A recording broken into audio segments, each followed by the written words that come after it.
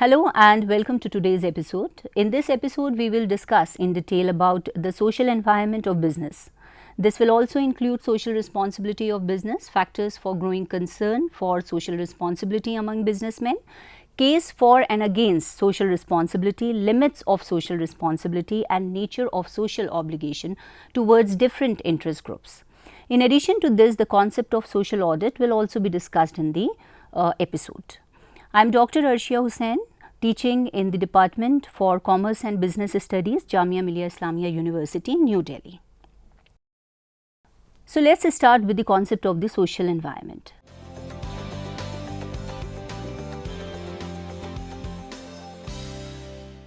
See, the social environment of business consists of social factors like customs, traditions, values, beliefs, poverty, literacy, life expectancy rate and so on.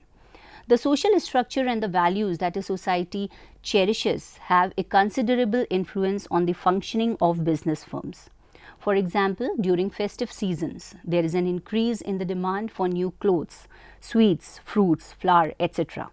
Due to increase in literacy rate, the consumers are becoming more conscious of the quality of the products. Due to change in family composition, more nuclear families with single child concepts have come up. This increases the demand for the different types of household goods.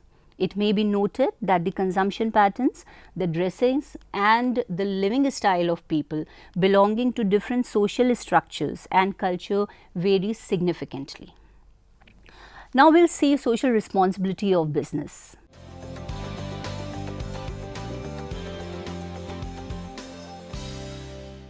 It signifies that all activities a business does over and above the statutory requirement comes under corporate social responsibility. It implies that the business has some more moral responsibilities towards the society. R.K. B. Carroll defines corporate social responsibility as the entire range of obligations business has towards the society. He has derived 4 models of corporate social responsibility which are as follows. The first one is economic. Since the firm is primarily an economic entity, its activities should contribute to the prosperity of the economy. Second, legal. A company is legally bound in many aspects and it is ought to obey the law of the land. Third, ethical. These are certain standards which the society expects the business to do, though they are not demanded by the law. For example, avoiding corruption and unfair trade practices. Fourth one is discretionary. These are the voluntary contributions of the business to the social affluence like participation in the community development programs. Thus, social responsibility may be defined as the obligation to consider the interest of society while performing its economic function. Some people view social responsibility as the philanthropic and charitable activities to promote education, health, employment, rural development and other social causes. According to Drucker, social responsibility requires managers to consider whether their action is likely to promote the public good, to advance the basic beliefs of our society, to contribute to its stability, strength and harmony. According to Professor Keith Davis, social responsibility is the obligation of the decision makers to take decisions which protect and improve the welfare of the society as a whole, along with their own interest. Every manager owes an obligation to make the public good the private good of the enterprise. According to Andrews, by social responsibility, we mean the intelligent and objective concern for the welfare of the society that restrains individual and corporate behavior from ultimately destructive activities, no matter how immediately profitable, and leads in the direction of positive contribution to human betterment, variously as the latter may be defined. Now, we will see factors for growing concern for social responsibility of business.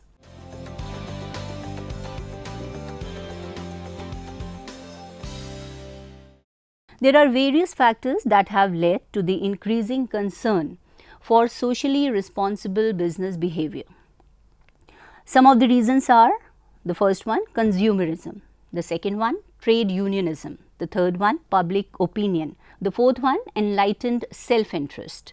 Next is professionalization. So, we will see first of all the first, that is consumerism.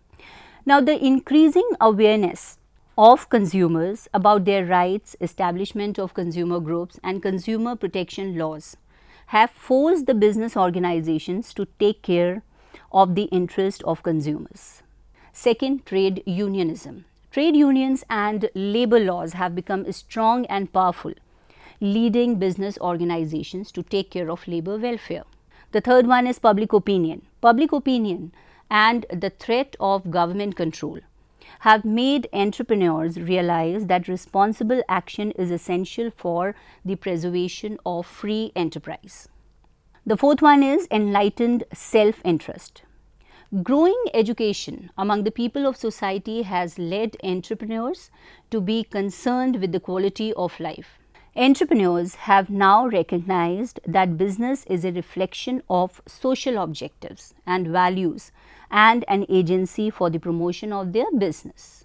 The fifth one is professionalization. The professionalization of management from ownership has forced managers to take a long-term and more responsible view of their role. Next, we will discuss the responsibilities towards different groups.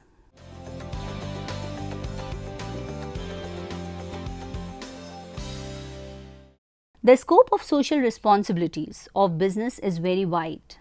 The management of a business enterprise is responsible to the inside group consisting of shareholders and employees, and the outside group comprising customer, suppliers, government and the community in general. Now, these internal and external responsibilities of business are: first one, responsibility towards shareholders. The responsibility of a company to its shareholders, who are the owners, is indeed the primary one. The fact that the shareholders have taken great risk in making investment in a business should be adequately recognized. However, the responsibilities towards shareholders are: first one, to provide a fair return on investment; next, to provide safety of investment; then to provide steady appreciation of investment, and to provide regular, accurate and full information about the working and progress of the company. The next kind of responsibility is responsibility towards employees. The success of an organization depends to a very large extent on the morale of the employees and their wholehearted cooperation. Employee morale depends to a large extent on the discharge of the company's responsibilities to them and the employer-employee relationship. The responsibility of the business towards its employees are: to provide fair wages and salaries, then to provide good and safe working conditions, to provide adequate service benefits such as housing, medical facilities, insurance cover, retirement benefits, to provide proper recognition of workers' rights to form trade union, to collective bargaining and strikes, to provide opportunities for education, training and promotion, and to encourage workers' participation in decision making. Next is responsibility towards customers. According to Peter Drucker, there is only one valid definition of business purpose, that is to create a customer. Drucker observes The customer is the foundation of a business and it keeps it in existence. He alone gives employment. To supply the wants and needs of a consumer, society entrust wealth producing resources to the business enterprise. The responsibilities of the business to the consumers are: first one, to provide regular supply of right quality goods at right time and right place. The second one, to charge reasonable price. The third one, to supply goods that meet the needs of different classes and taste with different purchasing power. The fourth one is provision of prompt, adequate and continuous services. Next is to provide prompt redressal of consumers' grievances. Then to provide true and fair information through advertisements, and to avoid unfair and unethical practices like adulteration, hoarding and black marketing. Now, we will have a look at responsibility towards the government. The responsibilities towards government are: the first one is to abide by laws of land. Second one, to pay taxes honestly and in time. The third one, to avoid corrupting public servants. Fourth one, to encourage fair trade practices. And finally, to avoid monopoly and concentration of economic power. Now, the next kind of responsibility we will have a look at: responsibility towards community. Now, a business has a lot of responsibility to the community around its location and to the society at large. The responsibilities towards community include: the first one, to make the best possible use of the society's resources. Next is taking steps to conserve scarce resources and developing alternatives. Then next is to provide maximum possible employment opportunities. Then to keep the environment healthy and free from all types of pollution. To contribute to the development of the weaker sections of the society. Then to refrain from indulging in anti-social and unethical practices. To improve public health, education and cultural life of the community. Making possible contribution to furthering social causes like the promotion of education and population control. Now, we will see social responsibility of business in India.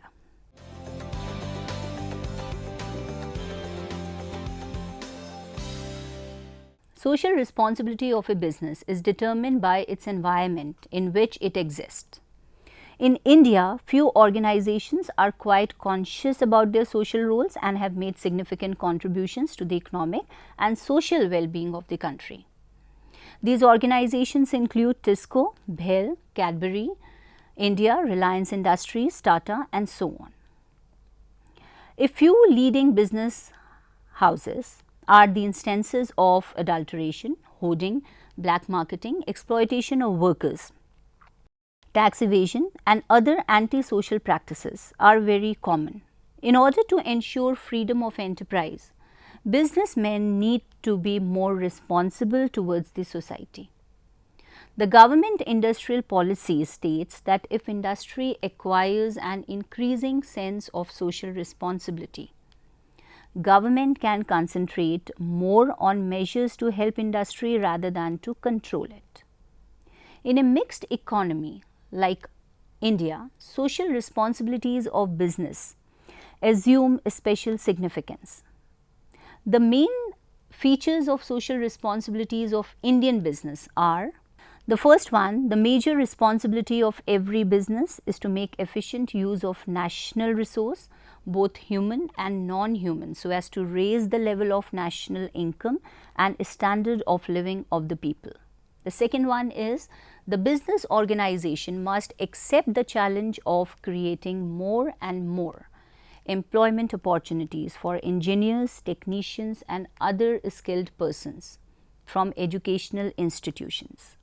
The third one is the management of the business should take appropriate steps to protect the national environment and preserve the ecological balance from all types of pollution.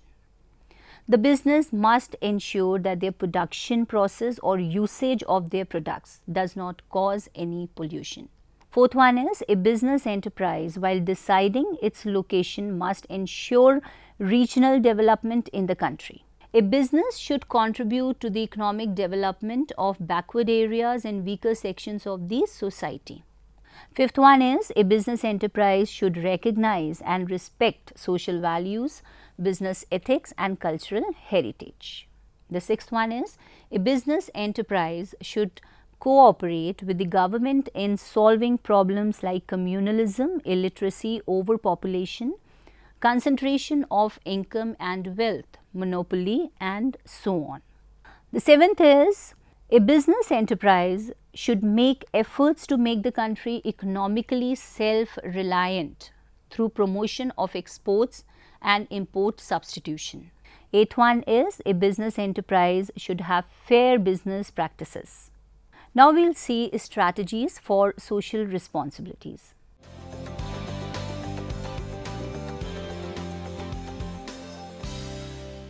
The following strategies may be adopted by the Indian business to discharge its social responsibilities. First one is legislative measures. The Companies Act may be amended to make the following provisions. Social responsibilities clause to be specified by every big company in its memorandum of association. Next, representation of social groups on the board of directors and annual general meeting of a company. Next is social audit to judge the contribution of a company towards social welfare. Next is voluntary measures. Now, law alone cannot make businessmen socially responsible. The following voluntary measures may also be adopted for this purpose. The first one is shareholders should form their associations to exercise effective control over the company managements. Consumers should form their associations to force businessmen discharge their obligations. Trade associations and chambers of commerce should exercise effective control to prevent anti-social practices among businessmen. Business enterprises should develop an organizational culture conducive to the assumption and discharging of social responsibilities. Now we will see arguments in favor of social responsibility.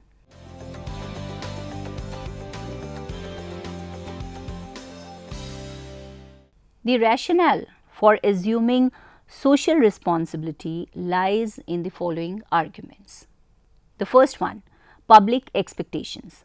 There is a clear belief among public that business has a clear obligation to the good of the society. No businessman wants to make his customers angry. Therefore, a business happily accepts the social responsibility. The second one is coalition. A business organization is a coalition of several interest groups such as shareholders, customers, employees, suppliers and so on. Therefore, business should work for the interest of all the groups rather than just for the benefit of shareholders alone. The third one is creation of society. Business, being a subsystem of society, draws support and sustenance from the society in the form of inputs. The relationship between business and society can be sustained by accepting the socially responsible behavior. The fourth one is social impact. During the course of its functioning, a business enterprise makes several decisions and actions. Its activities exercise a strong influence on the interests and values of society. Business must fulfill social obligations as a compensation for undermining the legitimate interest of society. The fifth one is long-run viability. The long-run viability of the organization depends on accepting social responsibility. If an organization fails to meet its social obligations, the other groups will undertake responsibility and also the power that goes with it. The sixth one is balance of responsibility and power. Social responsibility and social power must be balanced to avoid misuse of power. Big business houses have gained great social power through their various operations, but in the absence of social responsibility, this social power may be misused. Therefore, a balance must be maintained between social power and social responsibility. The responsibility of a business grows with its growing power. Therefore, their social responsibility should be equally great. Seventh one is leadership. Business organizations and their managers have proved their competence and leadership in solving economic problems. Society expects them to use their competence to solve social problems and thereby play a leadership role. Next is avoidance of government regulation. If business does not voluntarily assume social responsibilities, government will force it to do so through regulation and control. Failure to discharge responsibility will result in the death of private enterprise. Thus, it makes sense to behave in a socially responsible manner. Next is professional conduct. Managers are required to show their professional conduct by displaying sensitivity and serve the society as a whole. Social responsibility is one of the professional demands on managers. Next is favorable public image. Adoption of social responsibility programs creates a favorable public image. A good public image is a valuable asset for business. Now we will see a case against social responsibility.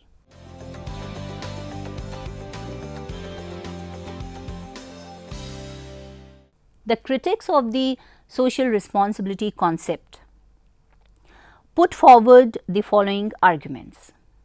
The first one, vague concept. The critics argued that the concept of social responsibility is vague and is subject to different interpretations. There is no consensus in meaning and scope of social responsibility. The second one is dilution of goals. Business is an economic institution and has the basic responsibility of maximizing profits for its owners.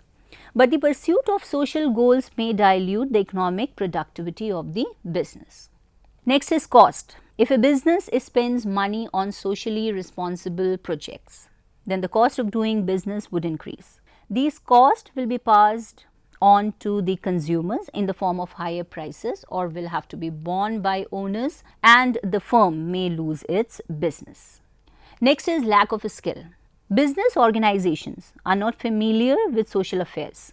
Their managers are not trained and competent than specialist social service organizations, such as government, which can better deal with social problems. Thus, many businessmen's social responsibility decisions are inefficiently made.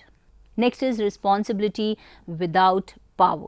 Business organizations enjoy only economic power and no social power.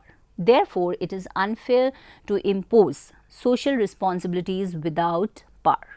Next is lack of accountability. A business is accountable for all economic decisions, but it cannot be held accountable for the effects of its social programs. Next is diversion of responsibilities.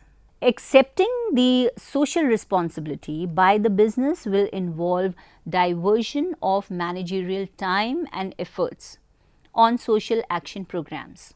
It may therefore result in misdirection of valuable corporate resources. Next is improper role. The proper role of business is to use its resources and channelize it efficiently so as to yield the best possible return on the investment within the limits of law and ethics. Business should concentrate on economic performance, leaving social service to other organizations. Next is overburden with responsibility. A business enterprise is already serving the society by providing goods and services, creating employment opportunities, developing technology and contributing to public exchequer through tax payments. It would be unfair to overburden them with further responsibilities. Now we will see limits to social responsibilities.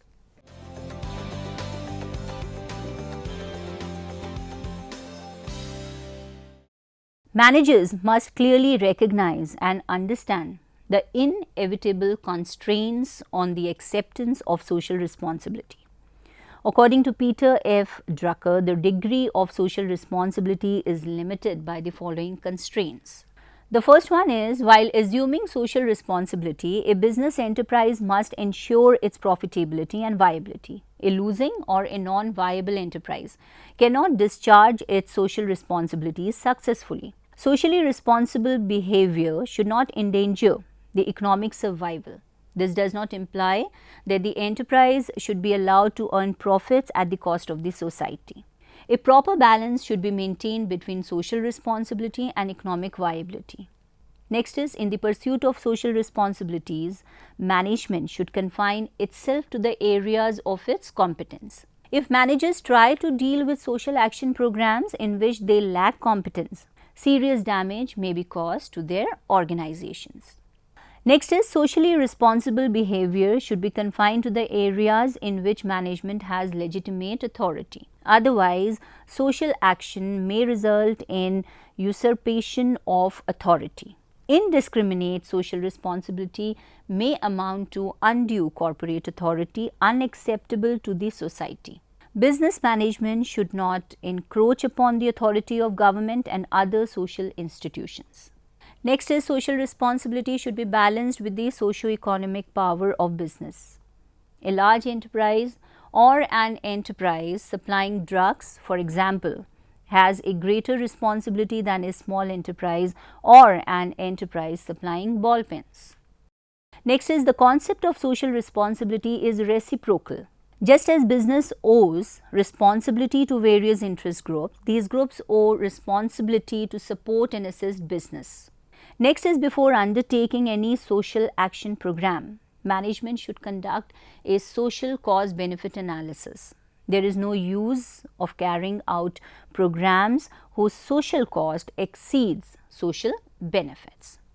So, let us summarize what we have done in this episode today.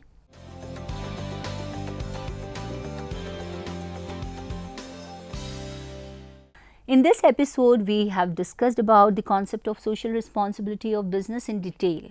Social responsibility means responsibility to society beyond the basic economic responsibility of efficiency and profitability.